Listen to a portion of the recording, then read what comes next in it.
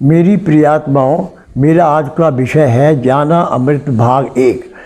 मैंने इसमें विभिन्न महापुरुषों के जीवन के प्रेरित प्रसंगों का अद्भुत संग्रह किया है। इसको लिखने में मुझे अनेकों पुस्तकों का अध्ययन अनुशीलन करना पड़ा और साथ ही लगभग विगत 50 वर्षों से समाचार पत्रों की कटिंग्स का भी संग्रह किया गया है। इसमें सारे का सारा यथार्थ ज्ञान है। तो कृपया आप इसे ध्यानपूर्वक सुनिएगा, आपके जीवन का कायाकल्प हो जाएगा। मैं आपको महात्मा बुद्ध के कुछ प्रेरित प्रसंग प्रस्तुत करता हूँ। साथ ही आपसे निवेदन करता हूँ कि ध्यानपूर्वक सुनिएगा। नंबर 1, दान की महिमा। महात्मा बुद्ध का जब पाटलिपुत्र में शुभागमन हुआ तो हर व्यक्ति अपनी आर्थिक स्थिति के अनुसार उन्हें उपहार देने की योजना बनाने लगा। राजा बिंबिसार ने भी कीमती हीरे, मोती और रत्न पेश किए। बुद्ध ने सबको एक हाथ से स्वीकार किया। इसके बाद मंत्रियों सेठों साहूकारों ने अपने अपने भार उन्हें अर्पित किए और बुद्ध ने उन्हें सबको एक हाथ से स्वीकार किया। इतने में एक बुढ़िया लाठी टेकती हुई आई और बुद्ध को प्रणाम करके बोली, भगवान, जिस समय आपके आने का समाचार मुझे मिला उस समय मैं ये अनार खा रही थी। मेरे पास कोई दूसरी चीज़ ना होने के कारण मैं इस अध खाए अनार को ही ले आई। यदि आप मेरी यह तुच्छ भेंट स्वीकार कर ले तो मैं अहोभाग्य समझूंगी। महात्मा बुद्ध ने दोनों हाथ सामने कर वह फल ग्रहण किया। राजा बिंबिसार ने जब देखा तो उन्होंने बुद्ध से कहा, भगवान क्षमा कीजिए, एक प्रश्न पूछना चाहता हूँ। हम सब ने आपको कीमती बड़े बड़े उपहार दिए, आपने उन्हें अपने एक हाथ से ग्रहण किया, लेकिन इस बुढ़िया द्वारा दिए हुए छोटे एवं जूठे फल को आपने दोनों हाथों से ग्रहण किया। ऐसा क्यों हुआ? यह सुनकर बुद्ध मुस्कुराए और बोले, राजन, आप सब ने अवश्य बहुमूल्य उपहार दिए, परंतु यह सब आपकी संपत्ति का 10वां हिस्सा भी नहीं। आपने ये दान दीनों और गरीबों की भलाई के लिए नहीं दिया, इसलिए आपका ये दान सात्विक दान की श्रेणी में नहीं आता। इस बुढ़िया ने अपने मुंह का कौर भी मुझे दे डाला। भले ही यह बुढ़िया निधन है, लेकिन इसे संपत्ति की कोई लालसा नहीं है। यही कारण है कि इसका दान मैंने खुले हृदय से दोनों हाथों से स्वीकार किया। आपने कितना मात्रा दान दिया इसका मूल्य नहीं, किस भावना से दिया, किस अपना पेट काट दिया उसका अधिक मूल्य है। यही इसका भाव है। नंबर 2, सर्वोच्च शक्ति क्या है? पत्थर की एक बड़ी चट्टान को देखकर शिष्य ने बुद्ध से पूछा, भगवान, क्या इस चट्टान पर किसी का शासन संभव है? पत्थर से कई गुना शक्ति लोहे में होती है, इसलिए लोहा पत्थर को तोड़कर टुकड़े टुकड़े कर सकता। महात्मा बुद्ध ने शिष्य की जिज्ञासा को शांत करते हुए उत्तर दिया, तो फिर लोहे से भी कोई वस्तु श्रेष्ठ होती है? शिष्य ने प्रश्न किया, क्यों नहीं, अग्नि है जो लोहे के अहम को गलाकर द्रव्य रूप में बना देती है। अग्नि की विकराल लपटों के सम्मुख किसी की क्या चल सकती है? केवल जल है जो उसकी उष्णता को भी शीतल कर देता है। जल से टकराने से फिर किसकी ताकत अधिक है? प्रतिवर्ष बाढ़ तथा अतिवृष्टि द्वारा जल और धन की अपार हानि होती है। ऐसा क्यों सोचते हो बतस? इस संसार में एक से एक शक्तिशाली पड़े हैं। वायु का प्रवाह जलधारा की दिशा को बदल देता है। इस संसार का प्रत्येक प्राणी वायु के महत्व को जानता है, क्योंकि इसके बिना उसके जीवन का कोई महत्व नहीं। अब महात्मा बुद्ध को हंसी आ गई और उन्होंने कहा, मनुष्य की संकल्प शक्ति द्वारा वायु भी वश में की जा सकती है। मानव की यही शक्ति सबसे बड़ी है। मनुष्य का जो सुदृढ़ संकल्प होता है वो सबसे शक्तिशाली होता है। उनके कहने का ऐसा भाव है। नंबर 3, सर्वस्वदान।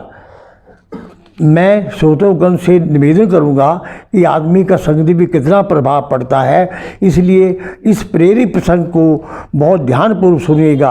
आपके जीवन का आपकी कायाकल्प हो जाएगा। अम्रपाली अपने समय की विख्यात सुंदरी थी। उसके रूप लावण्य पर अनेकों मुग्ध रहते थे। उसका नृत्य गायन स्वर्ग की अप्सराओं जैसा था। एक बार वह महात्मा बुद्ध के उपदेश सुनने गई। जीवन की गहमा उसके सदुपयोग की अवस्था पर उसने बहुत कुछ सुना, आत्मचिंतन किया, अपनी गतिविधियों के लिए मन में धिक्कारा। वह से जीवन को सुधारने का विश्वास करके लौटी। महात्मा बुद्ध की शरण में वह दोबारा गई। उसने सांत्वना ली और कहा कि जो बीत चुका वह लौटने वाला नहीं है। अब तो शेष रहा है, उसी को सुधारना चाहिए। निर्णय यह हुआ कि उसे बुद्ध समुदाय में शिक्षा होकर साधना करनी चाहिए और धर्म प्रचार में लगकर अनेकों का कल्याणकारी के मार्गदर्शन करना चाहिए। बात समझदारी की थी तो अम्रपाली ने अपना ली और भिक्षु समुदाय में सम्मिलित हो गई। अब दूसरा प्रश्न उभरा कि पिछले दिनों जो आपने कमाया है वह तो कुसंस्कार बना ही रहेगा। साधना को सफलता न होने होगी, इसलिए पूर्व अनाचारों का प्रायश्चित ही आवश्यक है।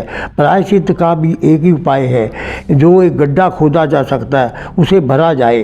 अनाचार का समापन मूल्य परमार्थ द्वारा किया जाता है। अम्रपाली ने नर्तकी जीवन में प्रचुर संपदा कमाई थी। उसे धर्म प्रचार जैसे पुण्य कार्य में लगाया जाना आवश्यक था। उसने अपना समूचा संचय बौद्ध विहार के धर्म प्रचार के लिए दान कर दिया। स्वयं साधनारत होकर परिमार्जित हुई और धर्म प्रचार के परमार्थ हेतु धर्म विदेश में आजीवन प्रयत्न करती रही। नर्तकी अम्रपाली परम साधी बन गई। ये सब महात्मा बुद्ध के सत्संग का प्रभाव था। नंबर 4, जब महात्मा बुद्ध ने बताया कौन सबसे सुखी है। इस आप प्रेम संघ को आप ध्यानपूर्वक सुनिएगा। मैं श्रोतागण से निवेदन करता हूँ, आपका जीवन भी सुखमय, शांतिमय, आनंदमय बन जाएगा। एक बार महात्मा बुद्ध पाटलिपुत्र में प्रवचन कर रहे थे। लोग मंत्रमुग्ध थे। प्रवचन से पहले बुद्ध ध्यानावस्था बैठे थे।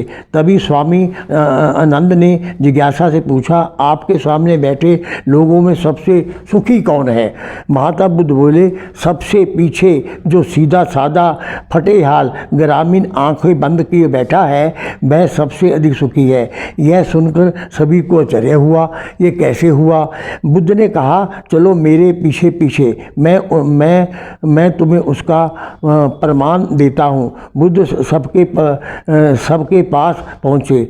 सभी ने पूछा, तुम्हें क्या चाहिए? किसी ने कहा मुझे पुत्र चाहिए, तो किसी ने कहा मुझे धन चाहिए, किसी ने यहाँ तक तो मुझे शांति चाहिए। तब उन्होंने सबसे पीछे बैठे व्यक्ति से पूछा, तुम्हें क्या चाहिए? तब उसने मुझसे कहा, मुझे कुछ नहीं चाहिए, आप अपना आशीर्वाद दीजिए ताकि मैं जो भी मेरे पास है उसी में संतोषपूर्वक रहूँ। आनंद को उत्तर मिल चुका था और सभी महात्मा बुद्ध की जय करने लगे। कहने का मतलब ये है, जो आदमी को संतोष है वही सबसे सुखी है। नंबर 5, सब्र का फल। बात उस समय की है जब महात्मा बुद्ध विश्व भर में भ्रमण करते हुए बौद्ध धर्म का प्रचार कर रहे थे, लोगों को ज्ञान दे रहे थे। एक बार महात्मा बुद्ध अपने कुछ शिष्यों के साथ एक गांव में भ्रमण कर रहे थे। उस समय कोई वाहन नहीं हुआ करते थे, लोग पैदल ही मीलों की यात्रा करते थे। ऐसे ही गांव में घूमते हुए काफ़ी देर हो गई। महात्मा बुद्ध को काफ़ी प्यास लगी। उन्होंने अपने एक शिष्य से गांव से बाहर लाने की आज्ञा दी। जब वह शिष्य गांव के अंदर गया तो उसने देखा कि वहाँ एक नदी थी जहाँ बहुत सारे लोग कपड़े धो रहे थे, कुछ लोग नहा रहे थे। तो नदी का पानी काफ़ी गंदा दिख रहा था। शिष्य को लगा कि गुरुजी के लिए ऐसा गंदा पानी ले जाना नहीं ठीक नहीं है। यह सोचकर वह वापस आ गया। इसलिए उन्होंने फिर से दूसरे शिष्य को पानी लाने को भेजा। कुछ समय पश्चात वह शिष्य लौटा और पानी ले आया। महात्मा बुद्ध ने शिष्य से पूछा, नदी का पानी तो गंदा था, फिर तुम साफ कैसे ले आए? शिष्य बोले, गुरुजी वहाँ पानी अवश्य ही गंदा था, लेकिन लोगों के जाने के बाद मैंने कुछ देर इंतज़ार किया और कुछ देर बाद मिट्टी नीचे बैठ गई और साफ पानी आ गया। अच्छा, बुद्ध यह सुनकर बड़े प्रसन्न हुए और शेष शिष्यों को भी सीख दी। हमारा यह तो जीवन है पानी की तरह, जब तक हमारे कर्म अच्छे हैं तब तक सब कुछ शुद्ध है, लेकिन जीवन में कई बार समस्याएं और दुख की बातें भी आ जाती हैं, जिनसे जीवन रूपी पानी गंदा हो जाता है। कुछ लोग पहले वाले शिष्य की तरह बुराई को देखकर घबरा जाते हैं और विपत्ति देखकर वापस लौट आते हैं। वे जीवन में कभी आगे नहीं बढ़ सकते। कभी दूसरी ओर कुछ लोग जो धैर्यशील होते हैं वे व्याकुल नहीं होते और कुछ समय के पश्चात गंदगी रूपी समस्या तो दुख स्वयं ही समाप्त हो जाता है। इसलिए हमें जीवन में सब्र रखना चाहिए। सब्र का फल हमेशा मीठा होता है। नंबर 6, बुद्ध का अंतिम उपदेश। महात्मा बुद्ध का अंतिम दिन था। आनंद छाती पीट कर रोने लगे और बोले, आप तो जा रहे हैं, मेरा क्या होगा? बुद्ध ने कहा, आनंद पागल मत बनिए। मुझसे पहले कितने ही बुद्ध हुए और मेरे बाद अनेक होंगे। ये सिलसिला कभी समाप्त नहीं होगा। यदि तुम सीखने के कुशल है तो किसी भी से भी सीख लेना। तू 40 वर्ष तक मेरे साथ रहा। तू कहता है मुझे ज्ञान नहीं हुआ, मैं जा रहा हूँ। उस दिन कह रहा था कि अब क्या होगा। यदि 40 वर्ष में तुम्हें ज्ञान नहीं हुआ तो 40 जन्मों में भी तेरी क्या समझ में आएगा। हो सकता है मेरे होने के कारण तेरी सीखने की क्षमता क्षीण हो गई हो। तू समझता है कि गुरु मिल गए, सब कुछ मिल गया। मिलना ही प्राप्त नहीं, मुझे भी बदलने की ज़रूरत है, बनने की ज़रूरत है। संभव है मेरे ना रहने से तुम बुद्ध को प्राप्त हो जाए। इतना कहकर बुद्ध ने अंतिम सांस ली। ऐसा हुआ, कहते हैं कि नंद को बुद्ध के जाने के बाद ही परम ज्ञान उपलब्ध हुआ। ओम शांति शांति।